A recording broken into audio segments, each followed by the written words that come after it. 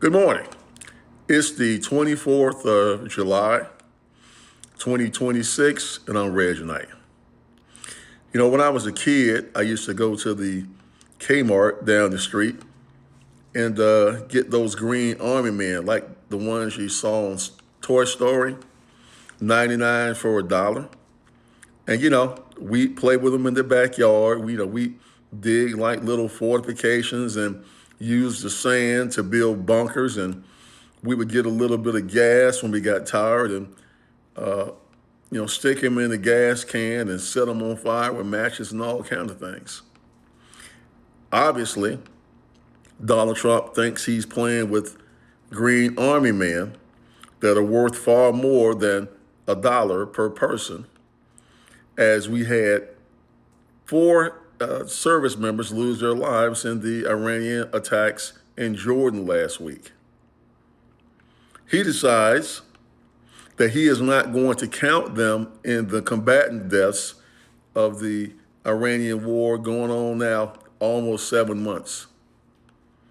Well, this isn't like backyard cowboys and Indians or playing war. These are real people with real lives, with real families who are heartbroken now that they've lost their loved ones in a contest that clearly should have been fought. And if it did have to be fought, it should have been thought out far greater than they actually did. It is unconscionable that someone who calls himself commander-in-chief thinks so little of the military. And I'll get to Pete Hegseth in a second. But the thing that really bothers me as a former service member is that the commanders aren't speaking out for these people who have lost their lives.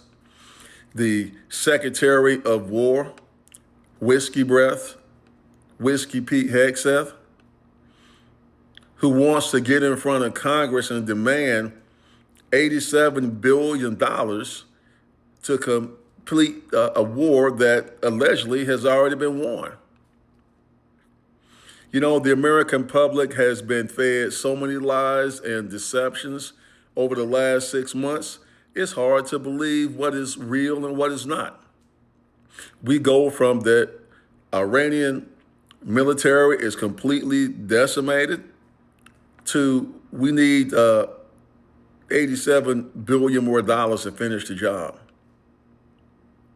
We find out that not just with this Jordanian attack and all the attacks across this war, the Pentagon has grossly underreported the deaths and the casualties. We don't know actually how bad it is, because when Hegseth got in front of Congress and said that they have spent $37.5 billion in the war to date, I just saw a cow in the pasture dropping something down that you don't want to step in. We don't know the real numbers.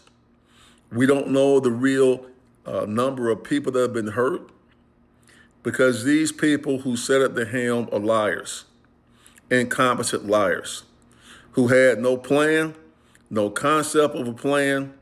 They just decided they would go and bomb Iran because Netanyahu told them to. They thought this would be an easy job like Venezuela, but Venezuela was virtually defenseless. And Iran, as they've said on many occasions, have planned for 47 years for the eventuality of the U.S. knocking on their door. But this really bothers me, because I have known people personally who have lost their lives in defense of this country. Two of my friends who were shipped off to Iraq in the first Gulf War, blown up while sitting on their bunks, dead in an instant. And they were counted. So this really bothers me, because you have a toddler in chief that thinks he's playing in his backyard. But these are real people, these are real lives, and these are real deaths. and the cost in blood and treasure continues to mount with no end in sight. Well, it's Friday, and I don't want to leave you on a somber note. I hope you go out and do something worthwhile. I hope that the smoke is clearing out from the Midwest. And once again, folks, all this stuff is sobering. I understand it. But I'd just like you to take a deep breath this morning, exhale, and go live your lives. We'll see you on Monday. It's the 24th of July, 2026, and I'm Reg Knight. Have a great weekend.